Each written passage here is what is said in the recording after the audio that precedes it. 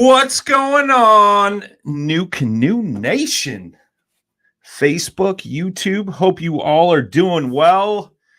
Hope you guys got those goodie lists to Santa for Christmas. You got them fishing items under the tree. Maybe a brand new canoe. Wink, wink, nod, nod. But hope you guys are doing awesome. We got a great guest with us this evening. We got John Oast, aka Mr. Toast. We'll get to him in a second.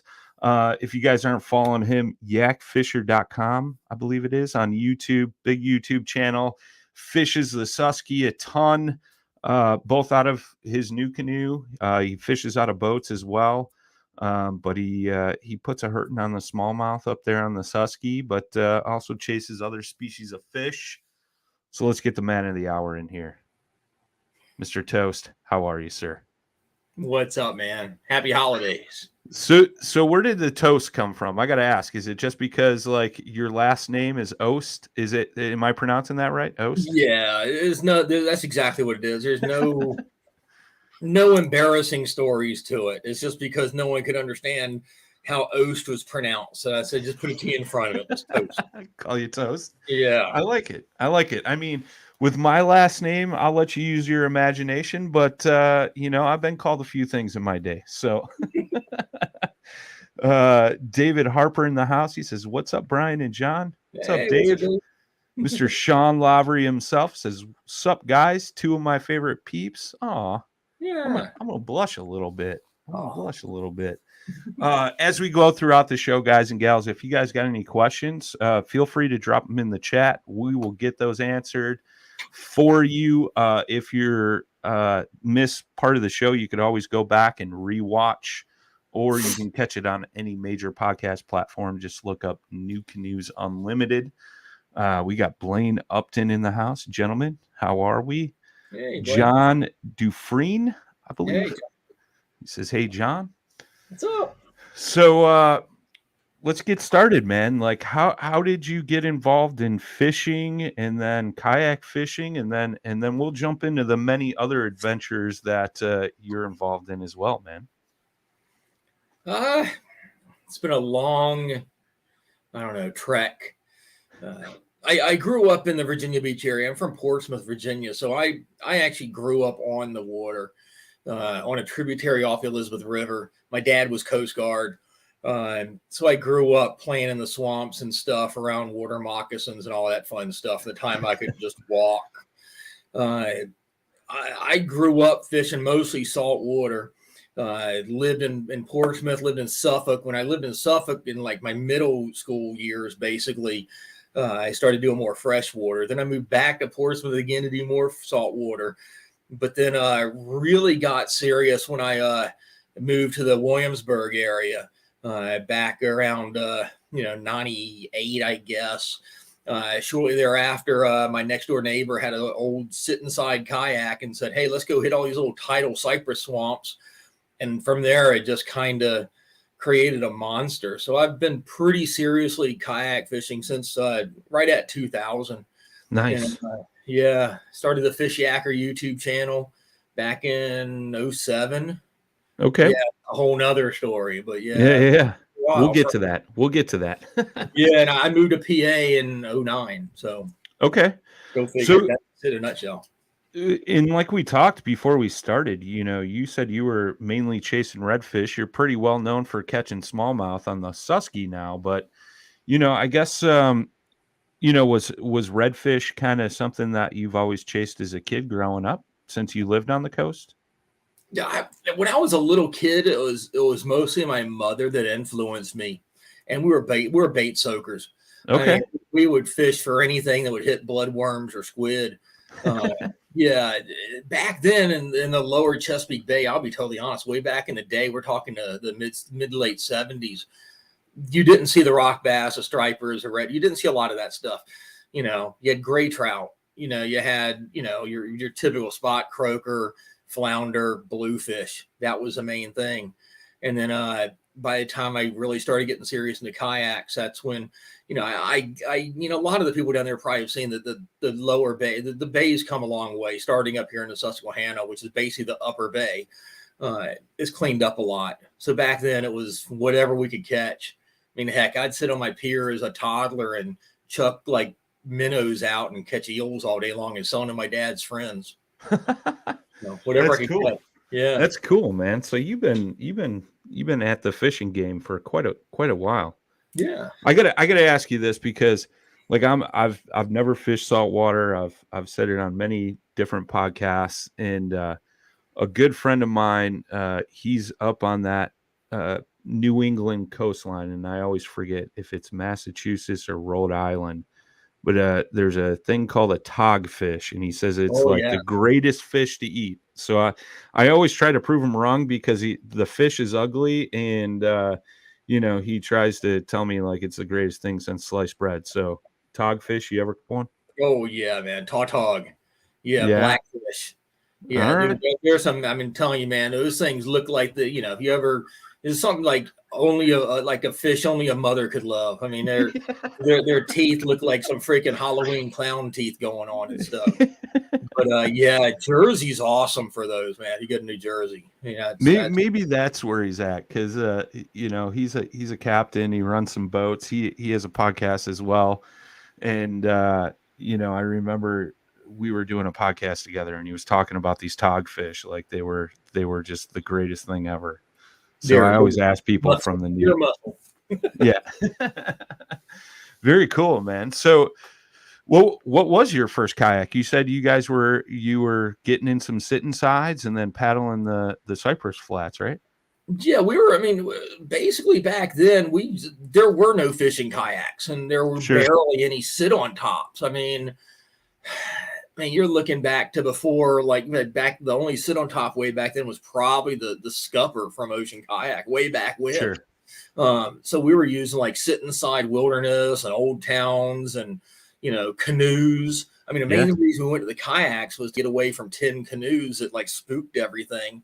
And we were getting up in these cypress swamps where honestly, some days we actually carried a chainsaw with us to get up in these little cypress swamps where, nothing else could go. I had power boats for my whole life growing up to that point.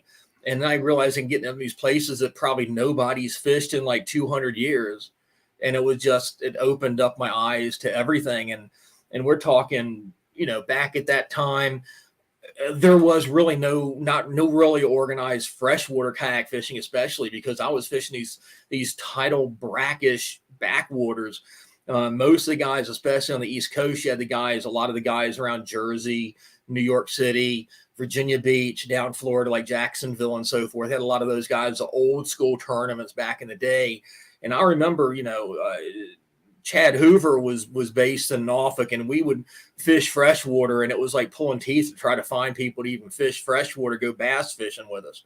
It was really weird. It was a totally different culture back then. Kayak fishing was saltwater fishing. It was you didn't have Middle America was not kayak fishing yet. The first time that I ever went to the Bassmaster Classic, like I don't know, 10 or so years ago, we were like aliens. Like man, you fish out of kayak, and now look at it. It really it was salt water is what drove the industry back then. That's interesting because you bring up a great point, and I always like asking some of the guys that have been around doing it for such a long time, man. Like you guys have totally seen the complete evolution of like the fishing kayak. If you think back when you guys got into it, did you ever imagine that it would get to this point?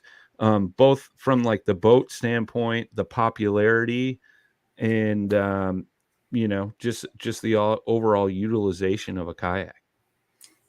I mean, we never really expected it to blow up like this. It was really hooking in that freshwater bass fishing community that really blew up the sport. I mean, we were mainly, when I first started getting into it, there were a couple of guys in the West Coast, a couple of guys down in Texas, and a couple of guys on the East Coast, like Corey Ruth. I mean, you're talking about, it was all saltwater, and we were basically gluing together PVC and tying knots and duct tape, doing MacGyver stuff to make stuff for your kayak. And you were like, you were gravitationally challenged like me, trying to wedge yourself in a 9.5-foot Old Town otter, 100 pounds over the weight capacity. Sure. we never would have expected it. And a lot of us knew that, as you've seen the evolution of the kayak too, because back then kayaks were very tippy. And then we started getting into the wider kayaks, and they started getting skinnier again, then wider again. And through all these evolutions and really marketing it is really what it's done ever since like the start of Jim Salmon's TV show, which was originally his video series way back in the day. That was kind of like the light switch that flipped it all on.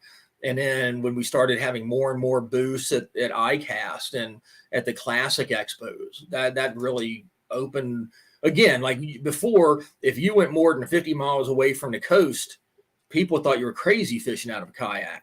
And now you can't turn on a TV show without seeing a commercial or something with a kayak fisherman in it.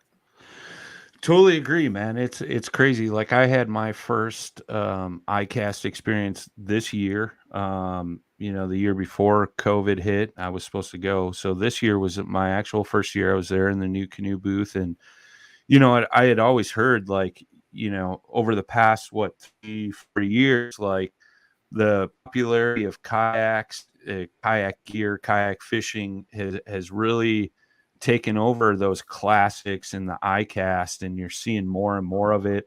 And it's created quite a buzz. And it's interesting to see how some of these industry leaders / professionals will walk around that show and they're looking at the kayaks, just shaking their head like, this is unbelievable, like where things have come to, so to speak. So that's cool, man, that you've been I didn't know that you had such a deep past into kayak fishing, which is awesome. Oh yeah, for those that follow Yak Attack stuff, right next to me up here, I got one of the original, like, I might be the only one with one left, an original prototype of the original light pole that they ever made. And we're talking 07, 08 maybe? Yeah, I think it was 08. I did a podcast with Luther one time, and he was talking about, how he got started into it, the original light poles and stuff. And I want to say, it was pre-2010. It was him and a guy named Bullet Bob. I remember I first fished with them and a couple of our bros down at Diaskin Reservoir down outside of Williamsburg. They brought their Hobies they had just gotten. It was one of the first times they'd ever been in a kayak. And then it kind of went from there. And you know what it is now. Yeah. The rest is history, my friend. That's crazy. Well, that's super cool, man. So when did you get into a canoe? When did you fish out of a new canoe? And then what kind of drew you to that platform? Well, a little bit of the history. I was on a pro staff with another company for close to 20 years. I had known Blake for pretty much that entire time. I've known him for at least like 10 or 15 years at least. When I first moved to Pennsylvania, I started out Susquehanna Fishing Magazine. So if you go to susquehannafishing.com, that's me. And at the time we had a print magazine, and we were distributing all basically from Baltimore to Cooperstown, the whole like 444 miles of the river. That was my job when I first moved up here. I had left my law enforcement career behind and came up here and was doing that. That's cool. Blake was helping me out. He was advertising and doing a lot of stuff with us. And I remember at the time, we had the original new canoe. That was it. And I remember back then he was like, hey, can you help me get into a couple of shops? I introduced him to a couple of people, got a couple smaller shops up here for him. But I'm extremely brand loyal. And then after the Bassmaster Classic, right before the whole plague and everything hit, I'm like, it's time for a change. And I reached back out to him, and I knew the products, and knew he was from Bellingham, which is actually, from Bellingham is actually where Ocean Kayak was for years and years and years. So I reached out to him and said, hey, bro, it's a good time for me to make a change. I wanted to support a mom and pop company essentially. And it was a great group of guys. I knew a lot of the guys, like, hey, it's a no brainer. And then I jumped on with him just after the Classic, the first year we ever had the kayak fishing. In the Classic. Yeah. Very cool, man. Very cool. Yeah. It's you mentioned the mom and pop, like for those that don't know that, I'm sure a lot of you guys own new canoes, like, you guys send in a message or an email or something like that, we have our customer support team, and part of that is Blake Young, the owner of New Canoe, which is cool. I think that goes a long way from a consumer standpoint. Like if you got questions, you sometimes may be talking to the owner who knows probably every little detail about his boats. And if he doesn't know, he knows the guy or gal to talk to about it. You know what I mean? So that's awesome, man. I mean, it's not a huge conglomerate, multi-industry, company that's looking at dollars and cents to, what do we need to market to get more, profit in this part of the industry, Sure. or what do we have to use to integrate our products from this other line? Basically your R&D stops with the boss, with the guy that actually can make that decision. Sure. Whereas you don't have a gigantic board and stockholders and all that stuff. Yeah, you if you reach out to customer service, you can get them. They're touchable, they're reachable, and they have their finger on the company. And it's not like you have like new brand managers and new brand directors and stuff changing over every couple of years. Absolutely. It's Blake. That's him. Craig Brashears is chiming in. He said, "Talk to Blake today. You are absolutely correct about him." And that's it. Like, I mean, you've seen this industry change, right? Like a lot of the smaller mom and pop companies have sold out to some of these bigger conglomerates, and that's why you're seeing, a lot of changes in their lines that may not be the greatest thing for their lines, so to speak. But no, that's super cool, man. So when did you actually start the YouTube channel? I know you mentioned it earlier.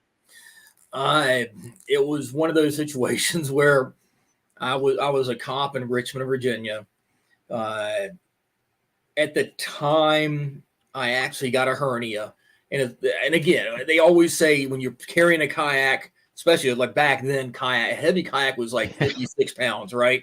Right. Don't carry it above your head. Well, Sure. dumb me, I was taking a kayak on and off a tree trailer, and it was 07. I remember it because that was the first year that YouTube started, and ripped an umbilical hernia, and it was out for 6 weeks. I figured, what the heck? And I was just basically, again, we were just jerry rigging stuff. There was no Yak Attack or any of those other companies, or weren't the big Chinese companies making all the OEM, none of that stuff. Sure.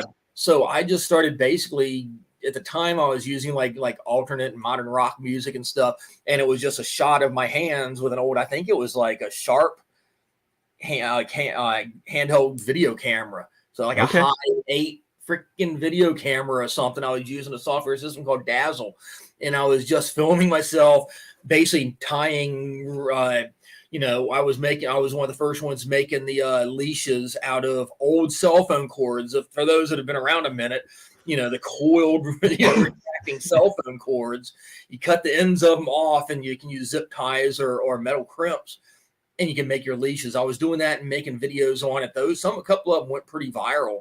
And then, it was 07. I was just laid up. I couldn't work, so I figured, what the heck, I'll start doing that. And no one ever thought YouTube would be a thing. It was just me as a way where I could like document how I was making stuff. And then next thing you know, I was getting 1,000 subscribers, and it just started growing. That's crazy, man. Yeah. What are you at now, like subscriber wise? It's like what, 20,000? It's like 15. I'm like just over 15,000. There was a time there when I first moved to Pennsylvania, I kind of kicked myself for it. I was doing really well in Virginia, and it was all specifically kayak rigging. And I moved to Pennsylvania, and I'm like, okay, I'm going to try this print media magazine. And I'm still kicking myself because we're talking 09. I basically transitioned a little bit away there for a couple of years from the videos and put up a few videos here and there, but I didn't really get serious into it for a couple more years. And I should have done more with it. But yes, I'm at 15,000 now, but view wise, I'm at like 6 million views. It's something crazy. That's awesome. It's not consistent with the subscriber count. Sure. No, that's cool, man. It's interesting. Like, I know my first spout with YouTube was in, I think it was like 2010. YouTube was still young. Oh yeah. And I just go back and think like, what would have happened if I would have stayed with it? You know what I mean? But Craig Brish says, "Can't believe you left P Town, John." Yeah. Uh, Born and Matt, raised. Matt Davis says, "What's up, gentlemen? Hope you're Hey, doing well, Matt. Matt." But no, it's interesting, man. So what's kind of the focus of your channel now? I know you've kind of went through a few processions of it. So like what are you mainly focusing now? Is it education, just sharing your trips, like things like that? I mean, I still do a lot of the rigging type of videos, and now I'm still doing the kayak rigging, doing a lot of product reviews. I've started doing again, and we were talking before we started broadcasting that I'm feeling my age. I guess I'm maybe lazy, and I'm also from the South, but I don't like squeezing into a dry suit much anymore. Yeah. So I did break down and get a jet boat. So I mainly got that for the winter time. So I'm doing a lot more of the jet boat stuff during the winter, but I still get the kayaks for the nicer weather too. And I'll throw a dry suit on if I have to. So yeah, the videos now are a lot of them are basically smallmouth bass fishing, but I do a lot like behind me on the wall here. I had been doing a lot of like lure reviews. I was trying to basically debunk cheesy Chinese lures for a while there, but then after that word hit, the plague, a lot of that stuff started getting harder to get. But so I still do rigging videos, product reviews, kayak fishing, a lot of on the water stuff, and I still try to do a lot of like cheap lure reviews. That's cool. What's if you had to like, what's the most interesting lure review that you've done, or what's the most interesting thing you found about a particular like cheap lure? Uh, I'm putting you on the spot. that one time the lure didn't show up and I got glue on eyelashes. You can't even make that, John. No, really, yeah, I glue on eyelashes. I'm like, dude, this stuff is fucking freaking toxic or something. I wouldn't even, dude, I didn't even want to throw it in the trash. Have the dogs eat it. By the way, dogs love gulp. So yeah, so I got a whole stack of gulps back here on the bottom, and of course I should probably raise them because the lab eats them all the time. They can pass it too. But yeah, eyelashes are probably the best story of all. And then there's some of the things are surprising, and I get a lot of people saying, "Well, man, you shouldn't promote Chinese lures." I'm not. Again, if you go, I've done a video where I've gone into tackle shops before, just looking at the back of every package to see how many of them say "Made in China," and most of these lures are. But I'm not. I'm trying to basically show that which ones are junk. You can go on and buy like a $2.50 Whopper plopper, and some of them look almost identical. A lot of them are clones. A lot of stuff. Yeah. I But know I had a conversation one time with a gentleman from oh man, what's the company he's with? I'm trying to think of it.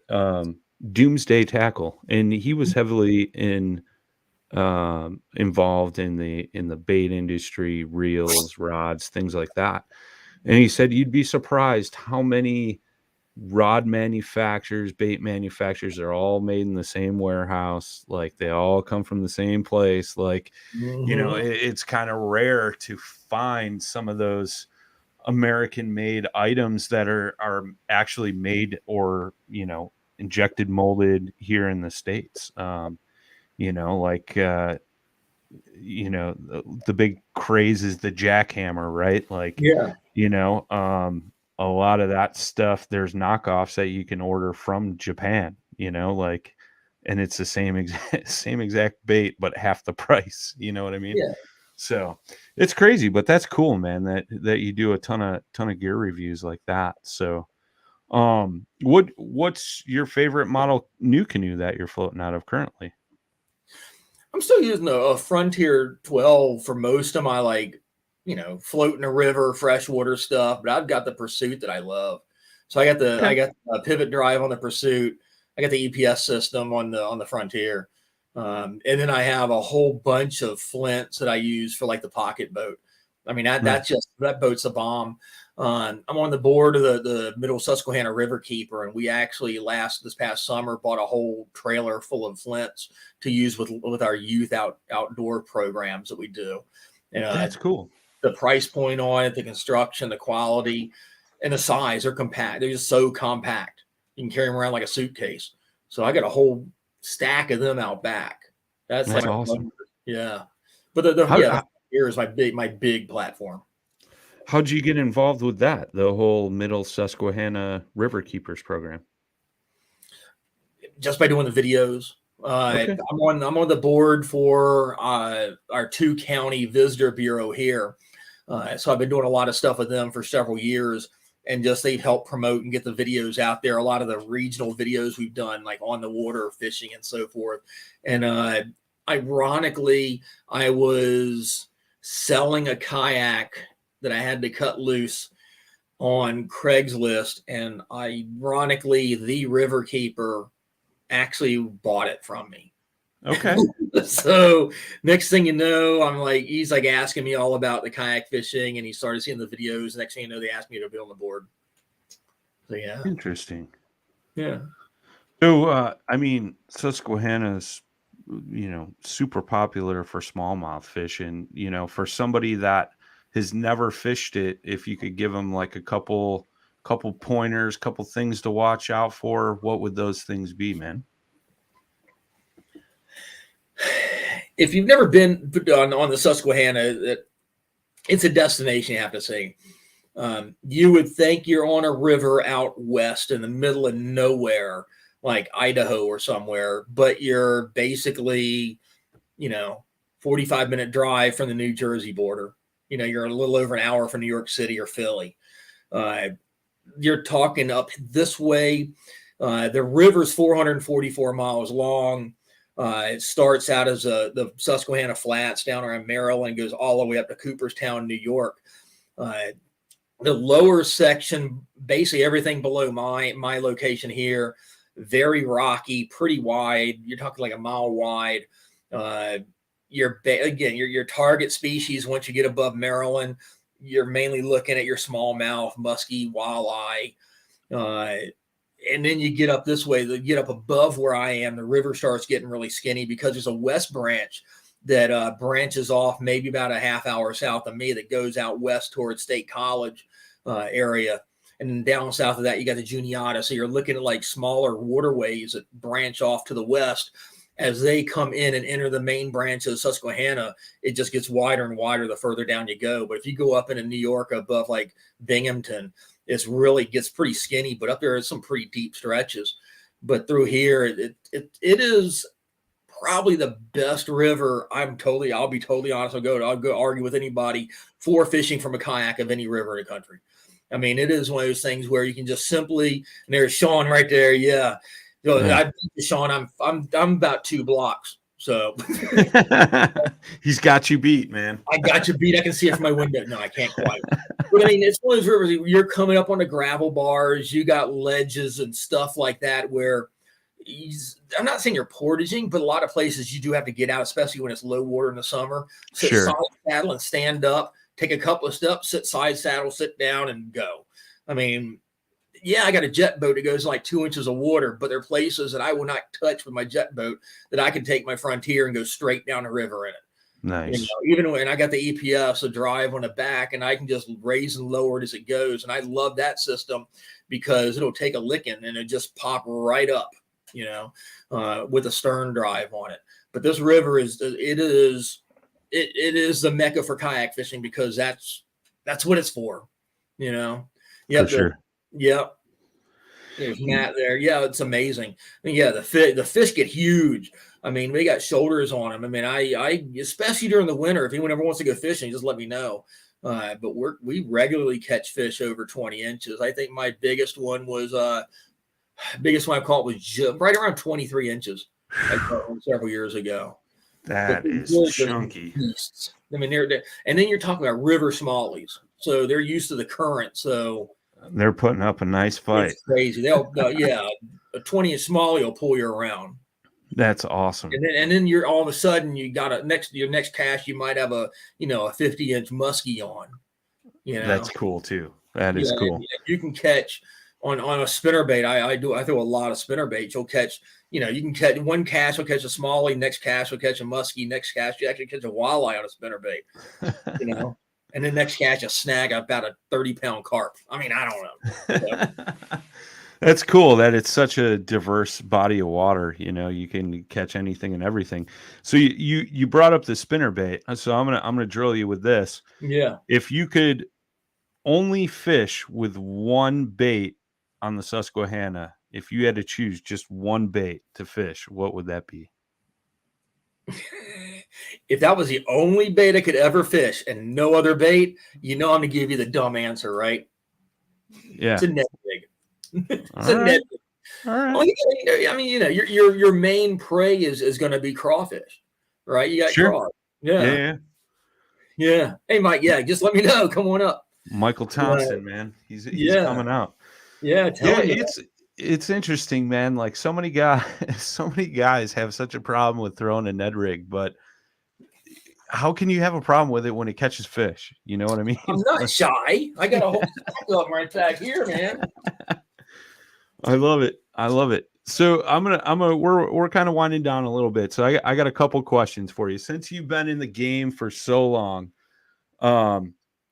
who would be on your Mount Rushmore for kayak fishing?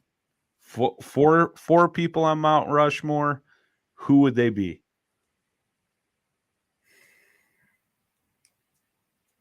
God, that's a good one. I've never had that one before. I never thought about it really. I don't know if these guys are going to listen, but I mean, definitely Corey Ruth. Okay. For the old school, it's all me old school guys, man. I mean, and of course they're guys, my buddies that I've always fished with.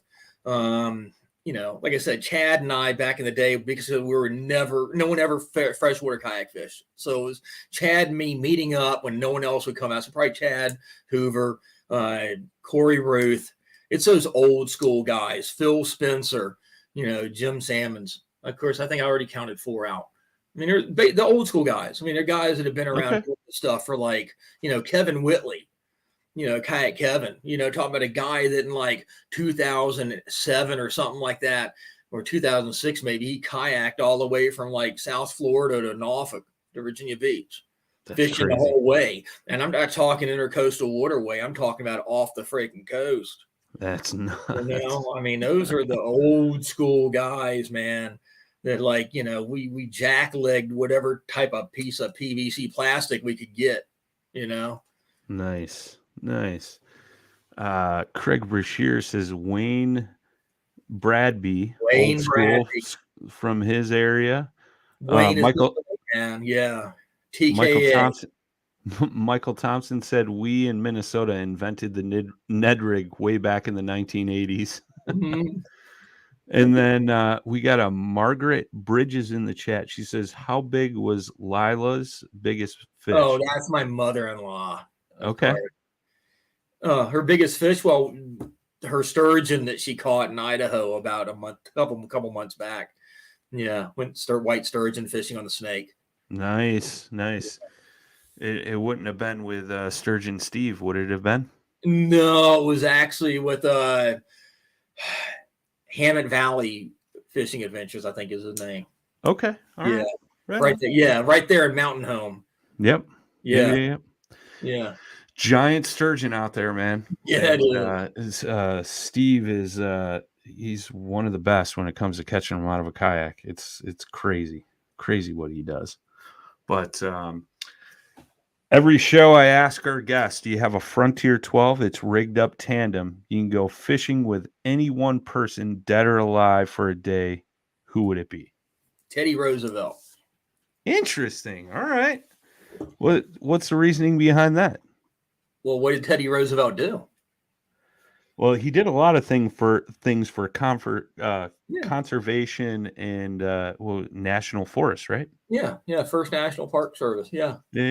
Outdoorsman, dude. Come on, that dude could kick anybody's butt in his heyday, man. I'm not disagreeing. I'm just asking. If there was other reasons behind it, but he was definitely an interesting character for sure. Yeah. I know he was a huge hunter. avid outdoorsman. That would be an interesting day on the water for sure. Yeah, and I'm sure you could tell some stories. Heck yeah, you could. Michael Thompson said, "We old school kayak fishers were doing it before it became cool." Yeah, And he said sturgeon is on his bucket list. got to catch a sturgeon. Sturgeon, that was Lila's dream fish. That's cool. That's cool. How old is your daughter? She's 16 now, but she's grown up with it. I mean, she's got more tournament trophies than I do. Yeah. That's awesome. That's awesome, man. Start them young. Start them Yeah. young. Well, I'll give you the floor, man. Plug your YouTube channel. I know I dropped it in the comments earlier. Any shout outs, thank yous, things like that, man. Yeah. I mean, yeah, the YouTube channel is Fish Yacker. It's a Fish Yacker YouTube channel. You go to fishyacker.com. Be sure to subscribe. And, if anyone ever wants to go fishing, always got to, even if you got to come to the area and can't bring a boat, I got extra kayaks, got a whole trailer full. If it's freezing cold outside, we'll still find you fish. If you don't want to squeeze into a dry suit, I got a jet. Big shout out, obviously, to Blake from New Canoe and Everett. And then just, a lot of my boys here at the Pennsylvania Kayak Fishing Association, PKFA, like Brian Swingle at Five Mountain Outfitters. If you're in this area in PA, you got to swing by there, man. The guy's got a cool shop, dude. The guy actually turned a old, rundown, retired church into like one of the coolest kayak shops you'll ever see. That's awesome. Yeah, but just a huge shout out to New Canoe. It's like a family. I mean, the New Canoe is awesome, and that's why I kind of jumped ship and came over here. And good people, man, good products. I like it. I dropped that link down to John's YouTube channel back in the chat as well. And then if you guys are listening on the podcast platforms, it'll be in the show notes, so that way you can find it nice and easy. And I apologize because I think earlier in the show I said Yak Fisher and it was Fish Yacker, but I did get it right the first time, I believe. So I'm dyslexic sometimes, folks. I apologize. If you guys came in late, you could always go back, rewatch on Facebook, YouTube, catch us on any major podcast platform, Apple Podcasts, Spotify, iHeartRadio, Google Playlist, all that good stuff. Until next time, boys and girls, tight lines, smooth paddling. Peace. Rock on.